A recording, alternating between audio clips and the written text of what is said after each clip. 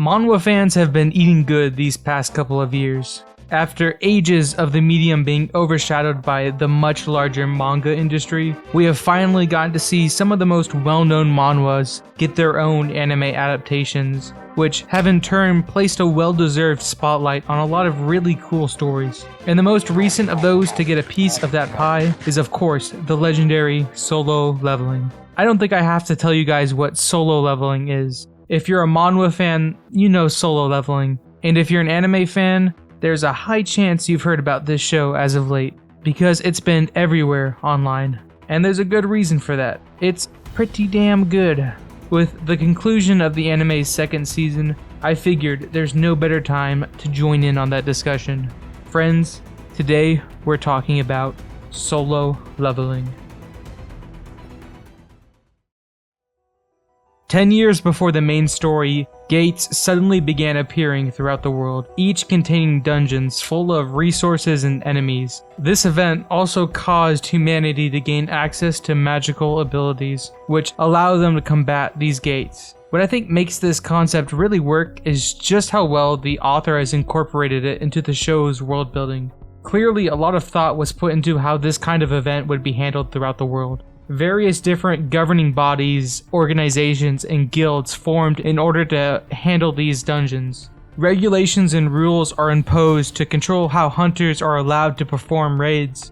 The loot hunters bring back are used to improve technology, medicine, and other everyday aspects of life. And because of how useful this stuff is, companies are created that specialize in manufacturing or selling the gear found in dungeons, which are then bought by hunters and other organizations. It's all surprisingly well fleshed out. Because the top ranked hunters in this world are massively powerful figures, they have become infamous throughout their countries, and they have to carefully consider how their actions will affect the public's view on hunters as a whole. They have these internal politics and rivalries between them and their guilds. These guys are major players in the events playing out in the world. And I think this is what makes Jinu's rise through the ranks so cool. We get to see how his actions affect the rest of the world, and see how the different key players react to his sudden rise in power. The show is kind of like one of those puddles you see videos of people jumping into that turn out to be deeper than they expected. There's a lot more depth here than you would have first thought, but don't go into it thinking it's going to be anything groundbreaking. And that's fine, it's not trying to be. The show knows what it is and is well aware that you're coming here to see a power fantasy with some cool action, and it certainly delivers on that.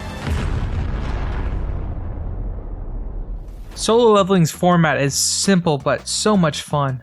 You watch Jinu work his way through dungeons and level up along the way, gaining abilities and seeing the different ways he goes about enhancing his build. Then he goes back to the real world and flexes on everybody with his new powers. It's a format that never fails to fire off the neurons in my brain. What can I say? I'm a simple man. I see cool action and my brain goes. The anime is pretty faithful to the manga, but it does change some things here and there. They introduced a lot of the S-rank hunters much earlier than in the manhwa, and gave them all some more screen time as well. I'm not sure if this is an anime-only change or if they're basing it off the light novel, but I like it. I think it helps flesh out the world in a much smoother way. From what I heard, they based the anime off both the manhwa and the original light novel, taking aspects from each version that would best suit the medium, which is pretty cool to see. I think it led to an overall better adaptation. Most of the characters here are pretty solid. None of them were anything out of this world, but I found them to be pretty charming. Jinu is kind of an edgelord sometimes, but he has enough quirks that it's not too overwhelming. I'd say he's much better than someone like Kirito, who I see him getting compared to pretty often.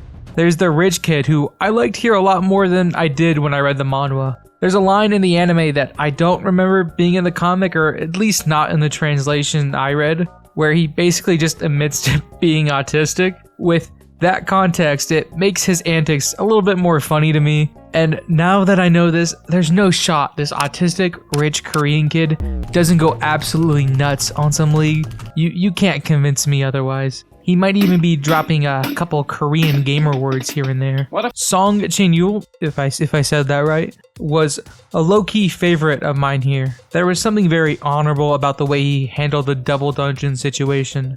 I don't know, I just enjoyed this dude's vibe and the few pieces of screen time he got. Now, all of this being said, I don't remember almost any of these characters' names. Besides like Shun Jin-woo, I had to look up everyone else's name. There's no way my little American brain is going to be able to comprehend these Korean names. Some of the dialogue and interactions with certain characters aren't really to my taste. I prefer more raunchy and goofy sort of interactions. But it's never really bad, just a little cookie cutter at times. There were moments in the dub where the dialogue sounded surprisingly natural.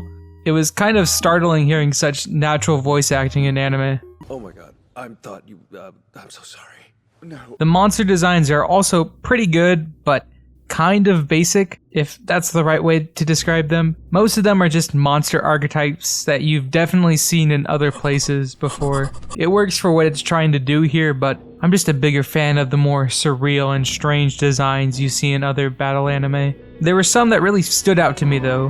Ygritte the Blood Red feels like something straight out of Dark Souls, and the smiling statue had a really terrifying design, even though it had to have been inspired by the Smiling Titan. Look at these two, they just look way too similar to me for it not to be. I think my favorite design here is the big fat chonker demon, whose gimmick was just being really fast. He was short-lived, but I loved him.